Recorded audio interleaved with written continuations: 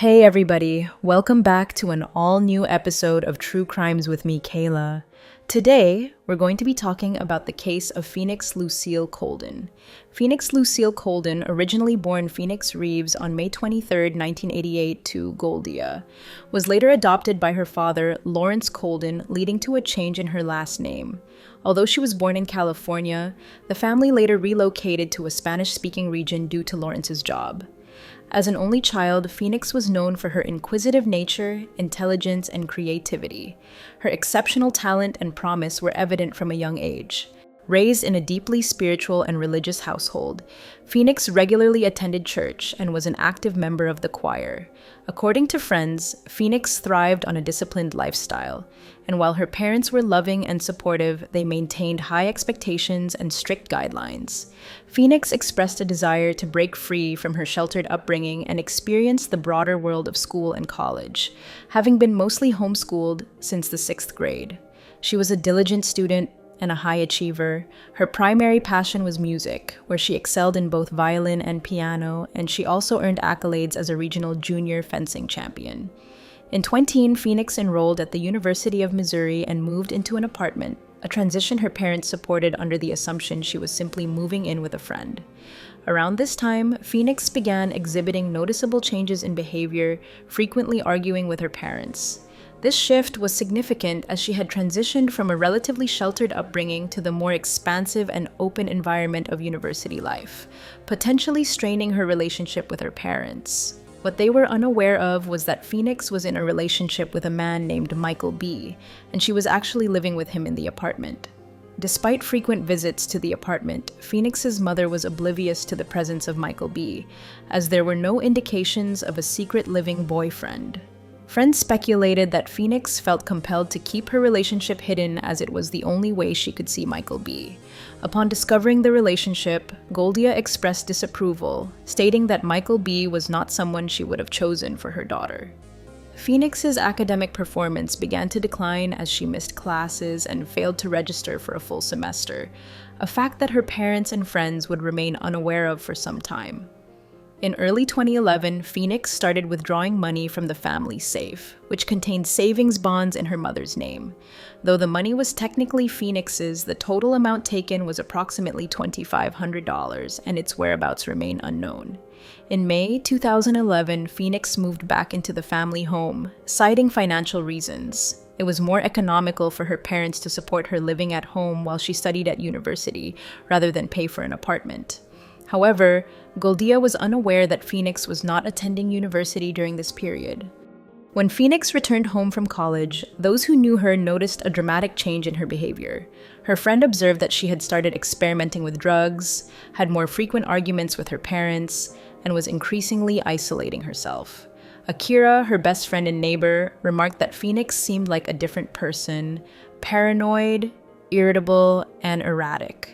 During a minor argument, Phoenix even brandished a 10-inch knife at Akira, keeping it hidden in her car door without any explanation. Although their friendship endured, Akira sensed something was deeply wrong, but the cause remained elusive.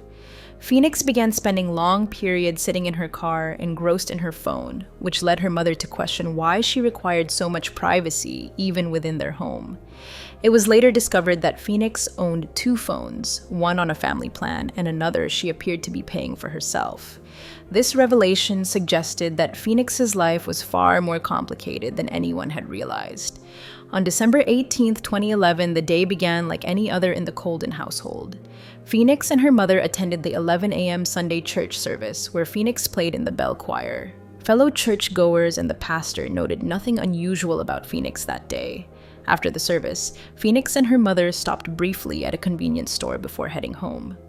During the car ride, Phoenix expressed a desire to return to how things used to be, which gave Goldia hope for improving their relationship. They arrived home around 2 p.m., where Phoenix changed into sweatpants and a hoodie and went outside to play basketball. Just after 3 p.m., Phoenix picked up her phone, passed her father, who had just returned from work without speaking, and got into her 1998 Chevy Blazer. She drove away from the house, and Lawrence, assuming she was either going shopping or visiting friends, didn't think much of it.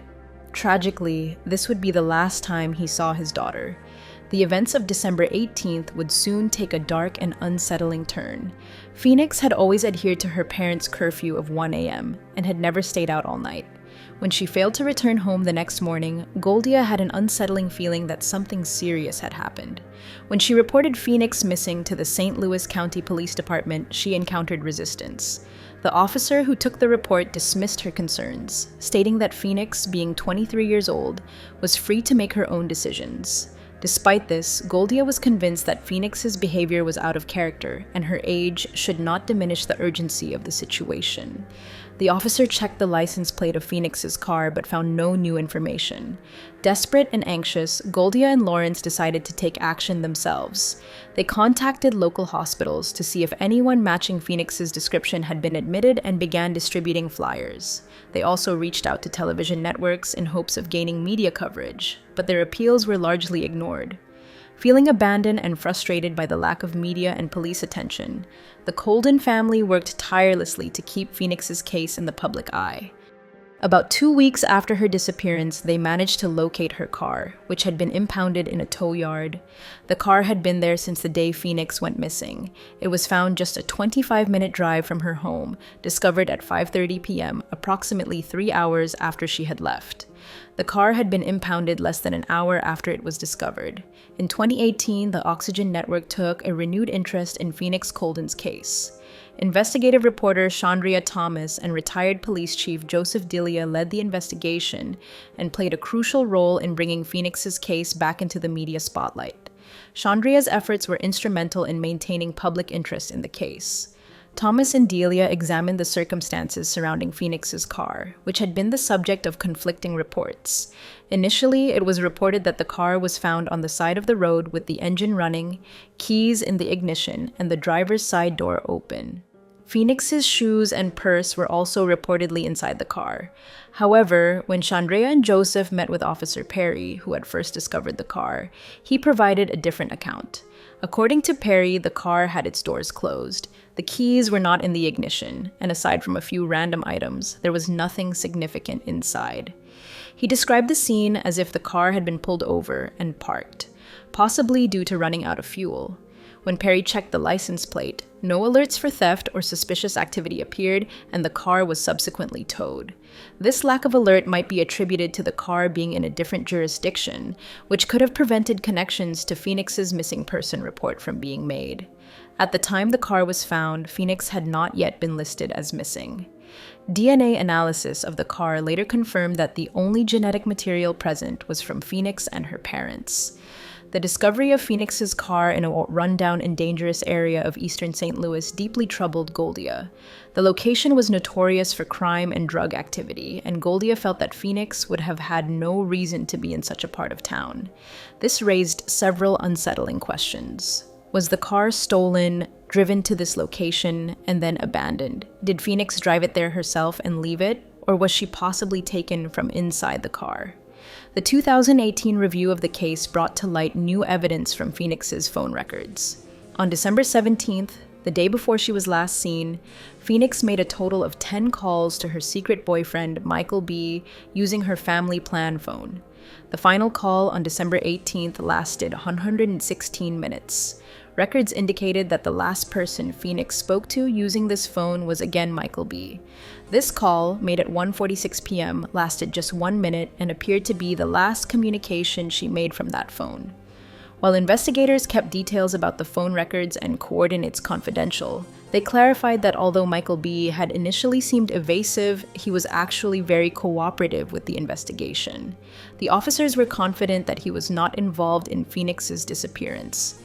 An early theory in Phoenix Coldon's case, which persists to this day, is that she may have been abducted by a human trafficking ring. The St. Louis area is known for high rates of human trafficking, and the highway near where her car was found, Interstate 70, is infamously known as the Trafficking Highway.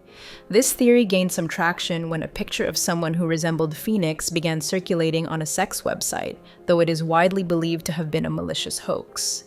Another prevalent theory is that Phoenix might have sought to escape the pressures in her life and start anew. Her best friend Akira reported that Phoenix had expressed a desire to leave everything behind, though she never specified where she planned to go. Phoenix's family disputes the idea that she ran away, believing it does not align with her character or circumstances. Additionally, Akira claimed that Phoenix was involved with another man, also named Mike, referred to as Cell Phone Mike. This relationship, Akira suggested, might explain the existence of the second phone. An interview with one of Cell Phone Mike's ex-girlfriends revealed that he had been violent with her, leading to a restraining order. She noted that Mike had shown a peculiar interest in Phoenix's case, frequently researching it online. When she questioned him about Phoenix, Mike responded with a chilling remark: "Why are you worrying about someone who's dead?" It remains unclear whether Cell Phone Mike had any involvement in Phoenix Coldon's disappearance or if his comment was merely a speculative, albeit insensitive, remark. A particularly haunting element of the case is a video of Phoenix filmed just a month before her disappearance. In this video, Phoenix is seen sitting in her car, speaking in a deeply emotional and distressed manner. Although the full video has not been released, Chandria Thomas and Joseph Dilia examined it closely during their investigation to gain a clearer understanding of the content. They consulted an audio engineer. In the video, Phoenix asks God to help her accept the things she cannot change, saying, "I probably would have been in a better situation if I would have just stuck with how I used to be." She also remarks, "The only person that won't let me down is me." Her emotional state and the depth of her distress suggest she was grappling with significant personal issues. In March 2014, a reported sighting of Phoenix Coldon emerged. A friend from Phoenix's church who was preparing to board a flight from Las Vegas claimed to have seen Phoenix walking past her in the plane's aisle. She was with a group of women and 2 older men. The friend called out to her, and the woman who resembled Phoenix responded, "Sorry, do I look like someone?" before continuing on. The friend noted that the woman resembled Phoenix and that the men appeared to be about 10 years older. After landing, she reported the sighting to the service desk. Despite a thorough search by the police, no trace of the woman was found. The friend was highly confident, rating her certainty at a 9 out of 10 that the woman she saw was Phoenix Coldon. Numerous tips were received, but most led to dead ends, including false claims of phone calls from someone pretending to be Phoenix and unverified reports that she was involved in a cult. However, one particularly costly tip claimed to have credible information about Phoenix's location.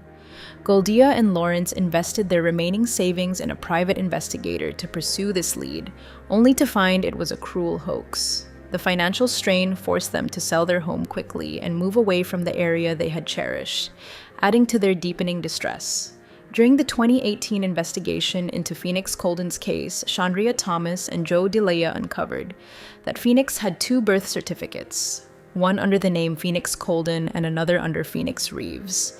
A private investigator examined the certificate under the name Phoenix Reeves and discovered that a person named Phoenix Reeves did exist, but there was no social security number or associated birth dates for this individual.